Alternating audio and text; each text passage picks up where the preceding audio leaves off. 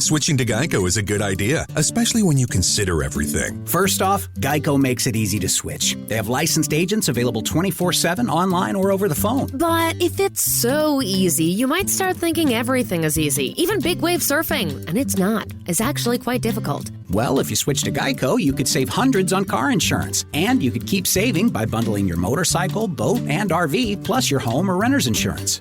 But saving money might lead you to make some questionable purchases, like a 20-foot feather boa. And do you know how hard it is to clean a 20-foot feather boa? Well, they do have an industry-leading mobile app you can use to pay your bill, file and manage a claim, or add a new driver. But when life gets a little easier, it makes you too confident. And you start calling everyone Ace. And you're better than that. Well, Geico has a 97% customer satisfaction rating and has been saving people money for 85 years. It's hard to beat that. But you're right. Switch to Geico. It's obviously a good idea. नमस्कार दोस्तों, स्वागत है आपका the जोश talks podcast पर। मैं हूं आपका होस्ट सिद्धांत नाग। दोस्तों, हम में से कई लोग ये सोचते हैं कि यदि हम यूपीएससी क्रैक कर लें तो शायद हमारे जीवन में हर प्रकार के एग्जाम खत्म हो जाएंगे, पर असलियत इस बात से कुछ अलग है। आज की कहानी इस बात का दूध और पानी का पानी कर देगी। मैं आमंत्रित करता हूं आईएएस दुर्गा शक्ति नागपाल को, जिन्होंने यूपीएससी एग्जाम तो क्रैक कर लिया, पर अपनी जिंदगी के कई एग्जाम्स को क्रैक करने की तरकीब भी ढूंढ ली। सुनते हैं दुर्गा की कहानी। मेरा नाम दुर्गा शक्ति नागपाल है। मैं एक आईएएस अधिकारी हूं और मैंने जीवन में जो एग्जाम दिए हैं, यूपीएससी का एग्जाम देने के बाद खास तौर से, वो मैं आपके साथ आज शेयर करूंगी। सोचिए, आप एक ऐसे परिवार से हैं जहां आपके पिताजी सिविल सर्वेंट रहे हों, उनको राष्ट्रपति पुरस्कार से सम्मानित किया गया हो, आपके दादाजी देश की सेवा में शहीद हुए हों, आपकी नौकरी का शुरुआती साल, पहला साल कुछ 6 या 7 महीने हुए हैं आपकी नौकरी को, रात में 12 बजे जब आप सोने जा रहे हो और आप सोच रहे हो कि कल मेरी सुबह 10 बजे कौन कौन सी मीटिंग्स हैं, मुझे क्या क्या काम करने हैं, किन किन लोगों से मिलना है, कौन सी ज़रूरी फाइलें निपटानी हैं, और आपको कहा जाता है कि आपको ऑफिस नहीं जाना। और क्यों? अभी तक तो आपने सब कुछ बहुत अच्छे से किया, अपना काम पूरी परफेक्शन से, जिसकी आपको सराहना मिली। फ्लैशबैक में चलते हैं थोड़ा सा, फिर आप सब खुद तय करिएगा कि जो मैंने किया वो सही था या नहीं।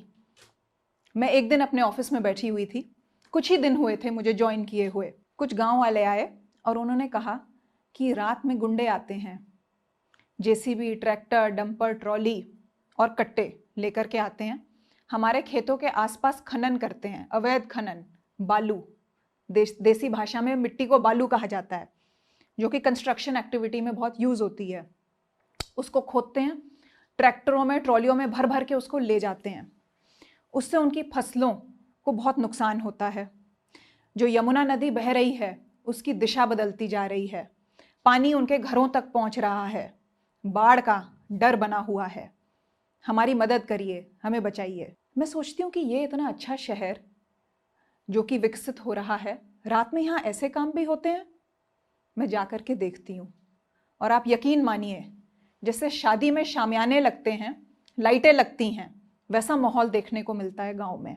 हाई टेक तैयारी से खनन माफिया अपना काम कर रहे हैं। हम लोग प्लान बनाते हैं कि हम इनके अड्डों पे अटैक करेंगे, इनको अरेस्ट करेंगे, इनकी गाड़ियों को सीज करेंगे। लेकिन हम तो मुश्किल से 10 या 15 लोग होते हैं और ये लोग, इनके पास वेपन है, प्रोटेक्शन है, बड़ी बड़ी गाड़ियां हैं। मेरी तो सरकारी गाड़ी, मुझे याद है, 40 किलोमीटर की स्पीड पे चलती थी। हम उनके पीछे पीछे भागते थे तो वो सुर करके आगे निकल जाते थे।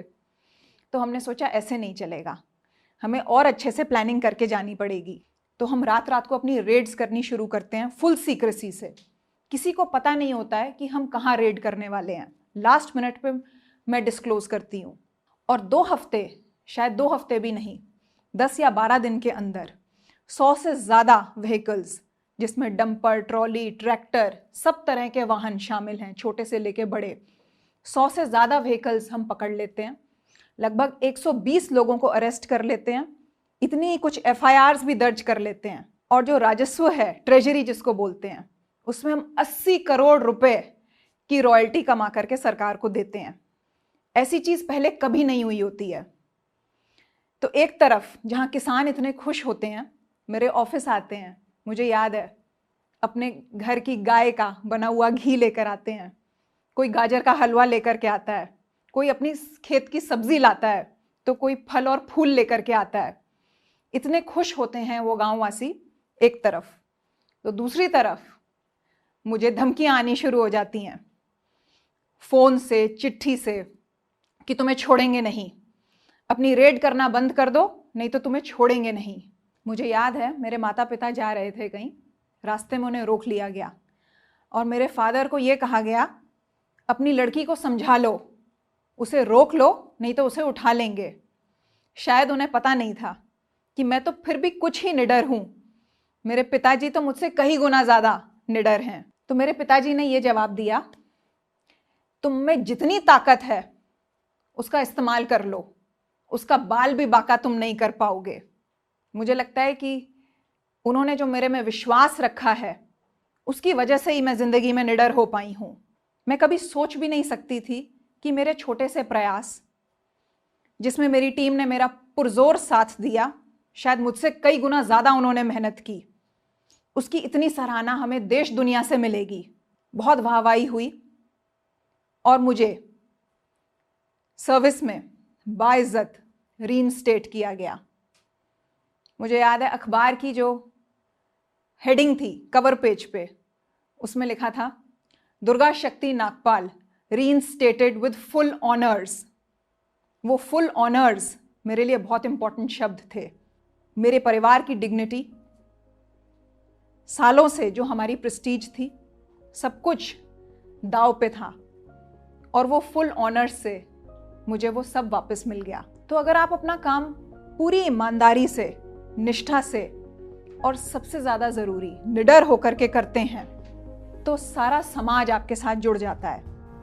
कहते हैं कि अगर नीयत अच्छी हो तो नसीब भी अच्छी बन जाती है, और दुर्गा जी की नीयत अच्छी थी, इसलिए उन्हें उनकी सर्विस पे पूरे सम्मान के साथ वापस नियुक्त किया गया। जो दूसरों का भला करता है उसका ईश्वर कभी बुरा नहीं करता। जब मैं कानपुर देहात में थी, अगले ही वर्ष 2014 की बात है ये, उसी समाज की सोच से हमने कैसे लड़ाई लड़ी, उसका एक किस्सा मैं आपको बताती हूँ। आपने ग्रामीण शौचालयों के बारे में तो सुना ही होगा, रूरल टॉयलेट्स जिसको कहते हैं। हम में से बहुत से लोग शहर से हैं, तो हमारे लिए एक टॉयलेट, जिसको बहुत कम लोगों को पता है कि हिंदी में शौचालय बोलते हैं, उसका क्या महत्व है। शहर में शायद ही कोई घर हो जिसमें टॉयलेट ना हो, लेकिन गांव में कुछ समय पहले तक शायद ही कोई घर था जिसमें टॉयलेट था। सब लोग खुले में शौच करने जाते थे। इससे विभिन्न प्रकार की बीमारियां खासतौर से औरतों में होती थीं। उन बीमारियों के इलाज पे इतना खर्च करना पड़ता था, और आपको तो पता ही है कि ग्रामीण क्षेत्र में, गांव में कितने कम पैसे होते हैं, आय के साधन कम होते हैं शहरों के मुकाबले। साथ के साथ जो ज़्यादा गंभीर दिक्कत थी, महिलाओं को दिन भर अपने आप को रोक के रहना पड़ता था, क्योंकि खुले में दिन में जब सूरज निकला हुआ है तो वो नहीं जा सकती। कोई भी उचक्का लफंगा छेड़ता है रास्ते में, या कोई भी हीनियस क्राइम, कोई भी भयानक अपराध उनके साथ हो सकता था, और होता भी रहा है। तो दिन भर उन्हें अपने आप को रोके रहना पड़ता था, रात का इंतजार करना पड़ता था, और एक ग्रुप बना करके 3-4 महिलाओं का साथ में निकलती थी, जिससे कि वो सुरक्षित भी रहें और किसी की नजरों में भी ना आए। लेकिन अपराध का डर तब भी बना रहता था, और बीमारियों का तो बना ही रहता था। तो मैं कानपुर देहात में थी और मैंने देखा कि शौचालय तो बन रहे हैं, लेकिन खास बात यह थी कि उन शौचालयों पे ताले लगे हुए थे। तो मुझे बड़ा अचंभा हुआ। मैंने कहा जरा ताला खोलो, देखें क्या है, क्यों ताला लगा हुआ है। तो ताला खोल करके देखा तो उसमें राशन पानी का सामान रखा हुआ है, और जो टॉयलेट का जो स्ट्रक्चर होता है वो है ही नहीं। स्टोर रूम की तरह शौचालय को हम यूज कर रहे हैं गांव वाले। जब उनसे बात की कि ऐसा क्यों कर रहे हो, टॉयलेट को यूज क्यों नहीं करते, उसको स्टोर हाउस क्यों बना रखा है, आप यकीन मानिए गांव वालों ने क्या जवाब दिया। गांव वालों में एक धारणा रहती है कि अगर हम इन शौचालयों का इस्तेमाल करेंगे तो हमारे पीने का पानी प्रदूषित हो जाएगा। जो सेप्टिक टैंक का स्ट्रक्चर है वो इस प्रकार का है कि वो उसमें जो भी जाता है पदार्थ, गंदगी, वो हमारे पीने के पानी को प्रदूषित कर देती है। हालांकि ऐसा बिल्कुल भी नहीं है, लेकिन गांव वालों को ये बात कैसे समझाई जाए। मैंने सोचा कि उन लोगों को, ऐसे लोगों के माध्यम से मैसेज कन्वे होना चाहिए जिनको वो मानते हों, जिनका सम्मान करते हों। गांव में अक्सर बुजुर्ग लोग होते हैं जिनको बहुत मानते हैं हर कोई, रिटायर्ड टीचर्स होते हैं, या कुछ ऐसे युवक होते हैं जो पढ़ लिख करके आगे तो निकल गए होते हैं लेकिन अपने गांव के लिए कुछ ना कुछ करते रहते हैं, अपने गांव से जुड़े रहते हैं। ऐसे लोगों को गांव वाले बहुत मानते हैं। तो इन लोगों को हमने ढूंढा और इन लोगों के माध्यम से हमने गांव वालों को समझाया। और ये जो लोग थे इनको हमने नाम दिया प्रेरक। प्रेरक मतलब अंग्रेजी में मोटिवेटर। सही मायने में ये प्रेरक भी थे क्योंकि इन्होंने प्रेरणा दी गांव वालों को। कुछ ही समय में गांव की दृष्टि बदल गई। जो बीमारियों पे खर्चा होता था, अव्वल तो बीमारियां ही होना कम हो गई, बीमारियों पे खर्चा कम हो गया। पूरे डिस्ट्रिक्ट का लॉ एंड ऑर्डर परिवर्तित होने लगा। एक छोटी सी मुहिम से, एक टॉयलेट के यूज से इतना कुछ हो सकता है, ये मैंने प्रशासन में आकर के देखा। लेकिन उस छोटी सी चीज के लिए जो रूरल माइंडसेट है उससे लड़ाई लड़नी पड़ी, अच्छी लड़ाई लड़नी पड़ी। समाज के हित के लिए किसी को खड़े होकर आवाज उठानी ही पड़ती है, तभी समाज में परिवर्तन आता है। दुर्गा जी ने भी बिना हिचकिचाहट के एक माइंडसेट से लड़ाई लड़ी और फिर उनके इलाके में चारों ओर प्रगति होने लगी। आगे बढ़ते हैं। 2015 की बात है ये। मैं मथुरा में पोस्टेड थी और जो कुछ लोग यूपी के रहने वाले होंगे या आसपास, राजस्थान, हरियाणा, पंजाब, उनको मालूम होगा कि मथुरा और आसपास के जो ज़िले हैं वो काफ़ी हद तक डार्क जोन में डिक्लेयर हो चुके हैं। डार्क जोन का मतलब होता है कि जो ग्राउंड वाटर टेबल है वो इतना नीचे जा चुका है कि उसमें अब आप फर्दर पानी नहीं निकाल सकते, गुंजाइश ही नहीं है। तो ये सितंबर की बात होगी जब बारिश का मौसम ख़त्म हो गया था लगभग, और जो मिट्टी थी उसमें नमी थी, फर्टिलिटी भी थी। तो हमें शासन से निर्देश आते थे वृक्षारोपण के। हर जिले के अलग अलग टारगेट होते थे। मथुरा का टारगेट था 5 लाख 7 दिन के अंदर।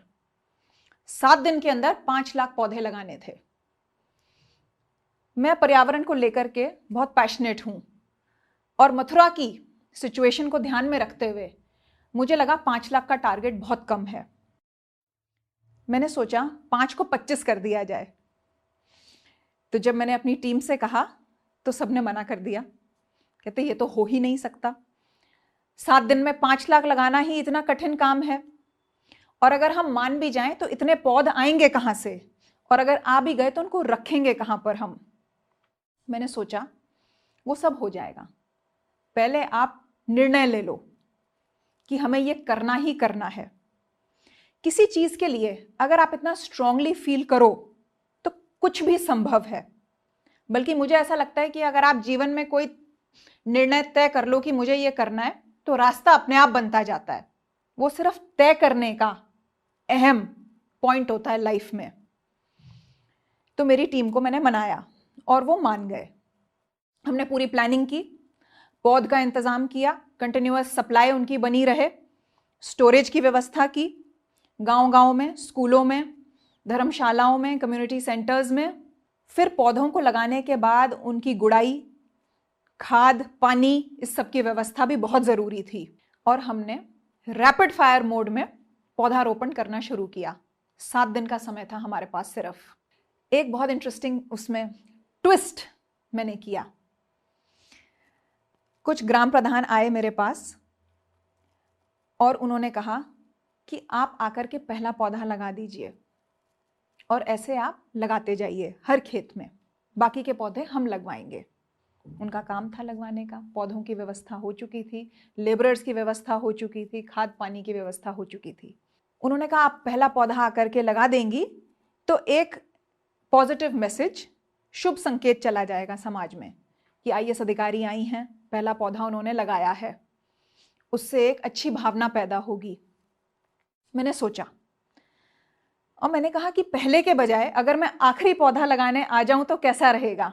सुन करके थोड़ा चुप हो गए 1-2 मिनट के लिए, उनको नहीं अच्छा लगा ये मेरा प्रस्ताव। फिर मान गए, कहते ठीक है। पहले को आखिरी बनाने में मेरी जो कोशिश थी उसके पीछे 2 कारण थे। मैंने सोचा अगर पहले के बजाय आखिरी पौधा लगाने जाऊंगी तो कम से कम ये इंश्योर होगा कि बाकी सारे पौधे लग चुके हैं। मेरे पहुंचने से पहले मेरी टीम उनकी जाके काउंटिंग भी कर लेगी, डबल वेरिफिकेशन हो जाएगा। और दूसरा सबसे बड़ा फायदा कि जब आखिरी पौधा लगाने जाऊंगी तो देख सकूंगी कि उनके खाद पानी और सुरक्षा की क्या व्यवस्था हुई है। ज्यादातर जितने भी पौधारोपण के कैंपेन्स होते हैं, जो पौधों का सर्वाइवल रेट होता है वो होता है 40 से 45% के बीच में। आप कितनी भी कोशिश कर लें, एक पौधे की लाइफ बड़ी कम होती है अगर उसको प्रोटेक्शन ना मिले तो, छोटे बच्चे की तरह। ये बड़े गर्व की बात है कि जो हमारा कैंपेन था, जो एक एक आदमी का जो जज्बा था, उस कैंपेन से जुड़े हुए एक एक व्यक्ति का, एक एक सदस्य का, उस जज्बे की बदौलत और पहले को आखिरी करने की बदौलत हमारा सर्वाइवल रेट 85%, जो आज तक शायद ही कभी हुआ है, वो हुआ। तो अपनी जीवन की कहानियां खत्म करने से पहले मैं आपको ये बताना चाहती हूँ कि ये वो जीवन के एग्जाम्स थे जो मैंने यूपीएससी क्लियर करने के बाद दिए। जब मेरा यूपीएससी में सिलेक्शन हो गया, मुझे लगा लाइफ के सारे एग्जाम्स खत्म और अब मुझे ज़िंदगी में कोई एग्ज़ाम नहीं देना होगा। मुझे नहीं पता था कि पहला एग्ज़ाम 6 महीने की नौकरी के अंदर आ जाएगा, और वो भी जो यूपीएससी एग्ज़ाम से कहीं गुना ज़्यादा मुश्किल होगा, और कोई गारंटी नहीं कि मैं बच पाऊंगी कि नहीं। तो इन 3 कहानियों से बस जीवन का एक बहुत सरल संदेश है कि अगर आप निडर होकर के आगे बढ़ते हैं, भले आप अकेले हों, आप ज़्यादा दिन तक अकेले नहीं रहेंगे। आप निडर रहें तो आपके साथ लोग जुड़ते जाएंगे।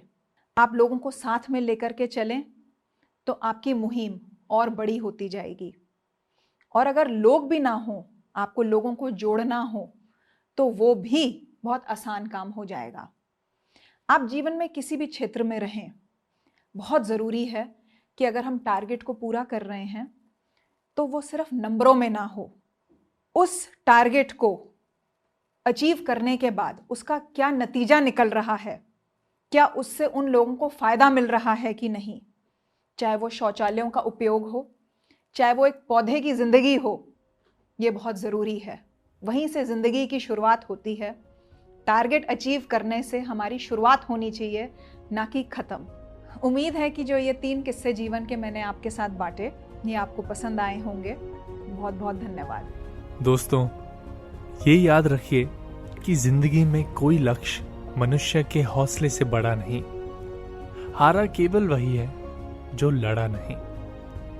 इसलिए आप भी पूरी हिम्मत और हौसले के साथ अपने लक्ष्य की ओर बढ़िए, और मुझे पूरा विश्वास है कि दुर्गा की तरह आप भी अपने लक्ष्य को पूरा कर दिखाएंगे। तो दोस्तों, इस मोड़ पर मैं आपसे विदा लेता हूं। मैं सिद्धांत नाग जल्द ही वापस लौटूंगा एक नई कहानी के साथ। तब तक के लिए खुदा हाफिज, जय Hind. Switching to Geico is a good idea, especially when you consider everything. First off, Geico makes it easy to switch. They have licensed agents available 24/7 online or over the phone. But if it's so easy, you might start thinking everything is easy, even big wave surfing. And it's not. It's actually quite difficult. Well, if you switch to Geico, you could save hundreds on car insurance. And you could keep saving by bundling your motorcycle, boat, and RV, plus your home or renter's insurance.